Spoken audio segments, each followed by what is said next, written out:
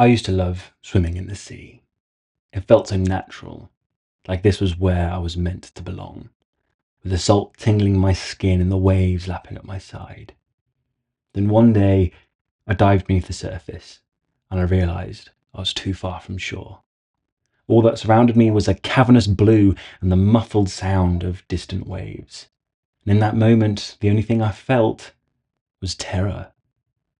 It was as if I had been taken to a dimension where reality was inhospitable and where savage Goliath lay just out of sight.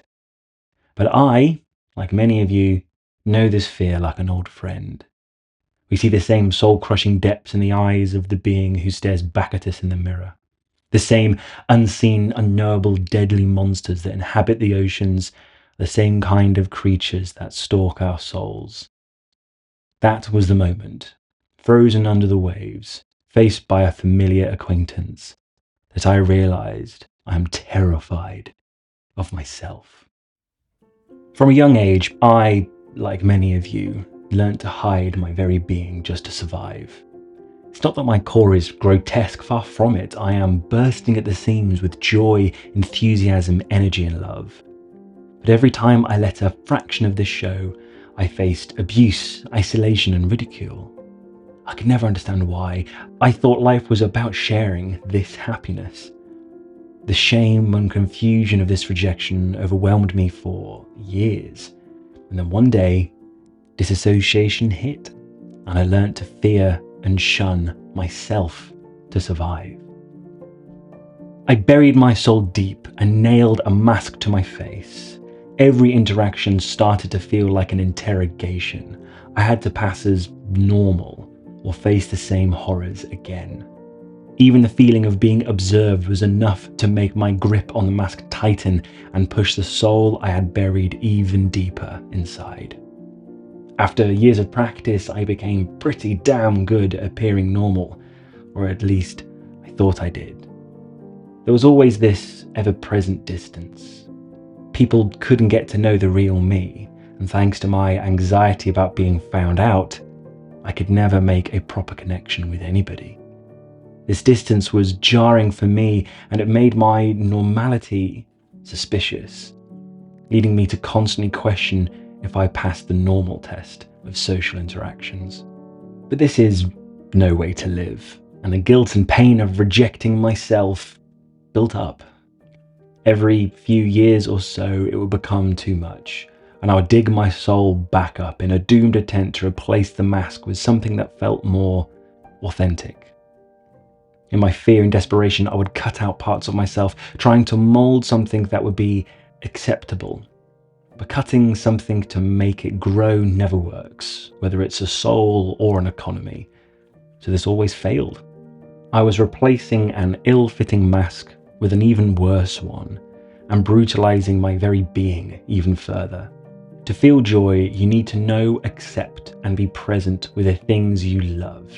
And you can't do that if you have rejected and mistreated your soul. So as more and more joy seeped out of my life, I became more and more desperate.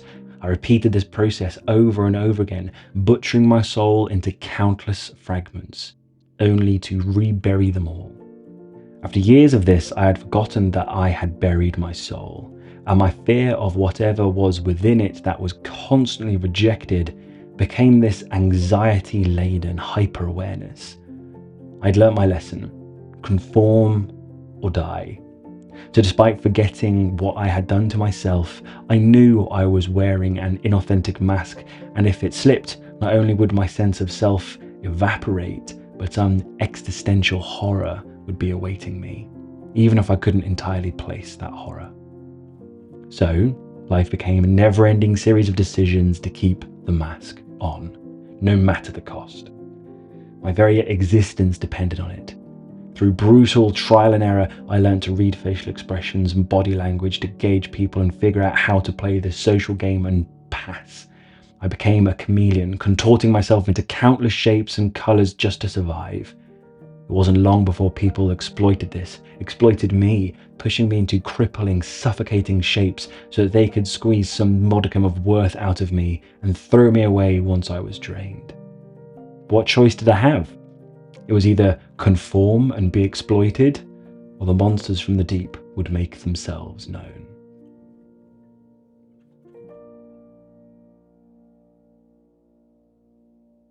I honestly thought I was alone in this struggle.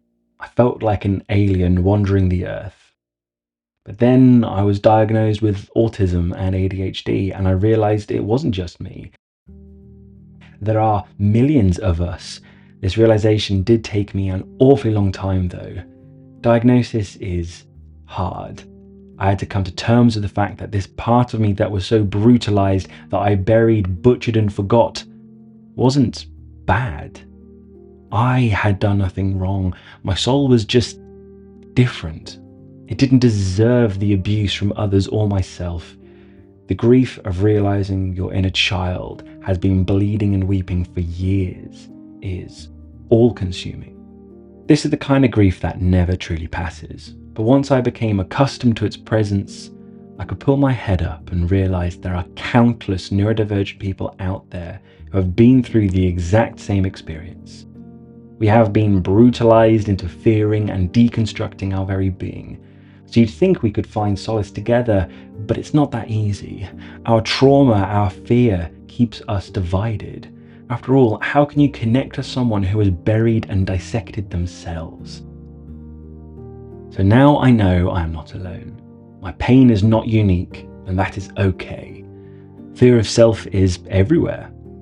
Yet, in understanding and accepting this reality, I've come to realize just how isolated we are, even from people who are living through this same strange hell. It can feel like we are doomed to isolation, not just from the world, but from ourselves. However, that is not true. This is a gap that can be bridged. It's just a long, messy road, and I didn't know that. So I had many failed attempts at digging up my fragmented soul and trying to force a place for it in the world.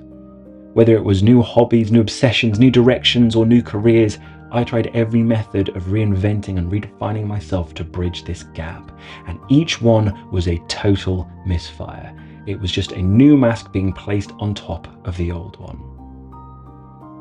It took years of therapy to find the solution, but I found one.